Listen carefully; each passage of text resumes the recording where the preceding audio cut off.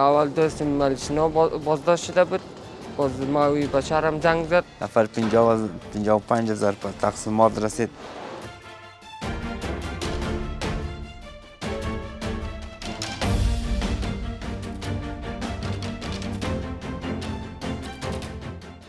هم شب رفتیم هم 3.5 لک روپا را از اون گرفتیم دستمش پسته کردیم آمدیم. اما تو بدل رفته بود. ما گفتم یا کجا رفتم. من ترس کردم بخی آمده بودم. خلیل میگه او سرگروه ما بود، داخل خانه کل چیز راپور کل چیز ما رو او داد.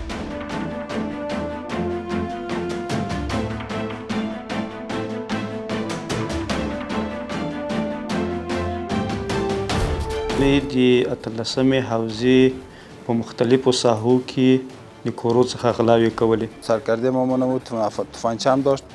دیگه از این داخل خانه رفتیم، نیم ساعت اونجا ماندیم.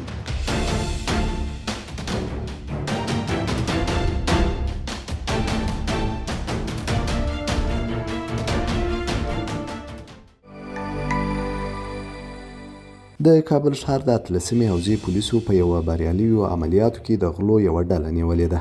دغه ډله د کابل په دشت برچي سیمه کې په کورونو کې د غلاو په توره نه ده. پولیس وایي چې نیول شویو کسانو په خپلو جرمونو اعتراف کړی دی. نام محمد از ولد محمد حسین از سایه زیارت قرآن هستم. یک خانه رفتیم در سایه زیارت قرآن. از اونجا چیزی نبرآمد آمدیم. تقریبا یک ماه بعدش سمت قلعه قاضی چیز 3.5 لک روپا از اونجا برآمد. صدای 7 بجه بود. هم صدای 7 بجه بود. ما رفتیم. کل آدرس و مشخصات هم خلیل برای ما گفته بود. هم شب رفتیم هم 3.5 لک روپا را از اون گرفتیم دستمش پسته کردیم آمدیم. خلیل نام آمد همین توازگه انداخته بود. تامین رقمی ما گلی کرده بودیم چی دراغ بگیم. دفعه اولی ما بود. از اینجا ما هم فازگیری رفتیم.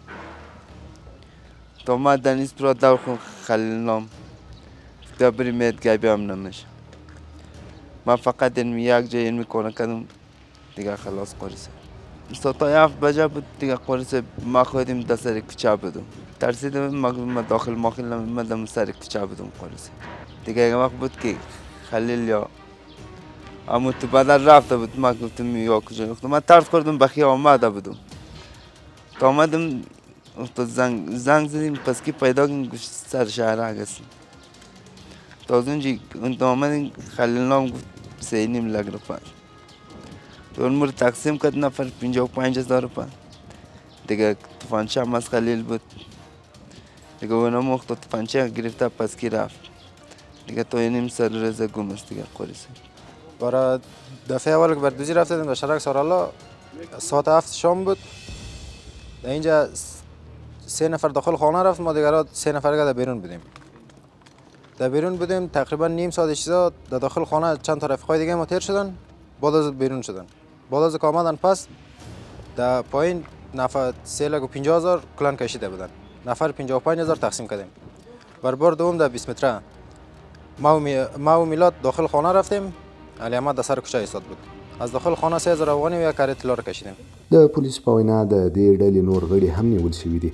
دغو کسانو په دشت برچي کې یوه کور ته ننوتلي وو او له هغه ځایه پیسې او سره زر غلا کړي وو. یندوالم زنگ گفت بیا. تا ما فهمیدیم که یارا گرفته. گفتیم بیا بریم دگیر بیتیم. همین اشتباه را که کردیم دیگه. تا آمدیم در سایه دقابات. تا آمدیم همونجا قرصه باخت ما را گرفت. ساعت 7 بجه شب رفته بودیم با 6 تا دوستا. یکی ما خلیل میگه او سرگروه ما بود، داخل خانه کل چیز راپور کل چیز ما رو او داد. سرکرده مامان بود، تفنگچه هم داشت.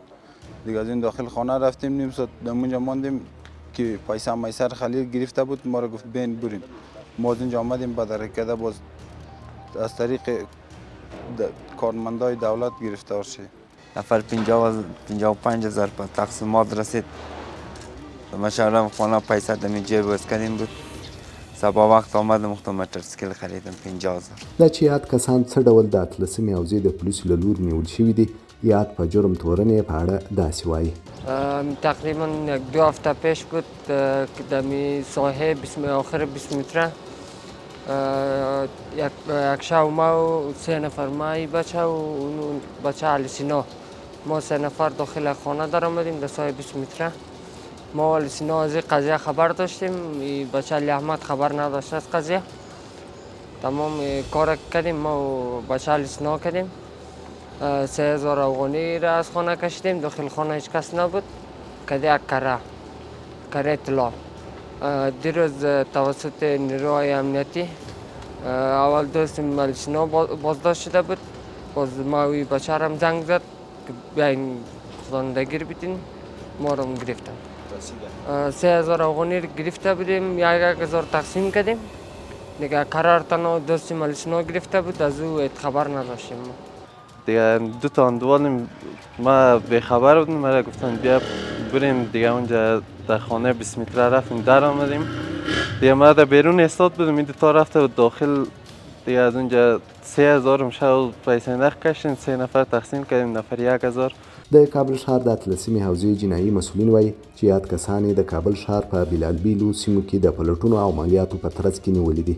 دوی په خپلو جرمونو اعتراف کړی او دوسیې یې بشپړې شوي دي.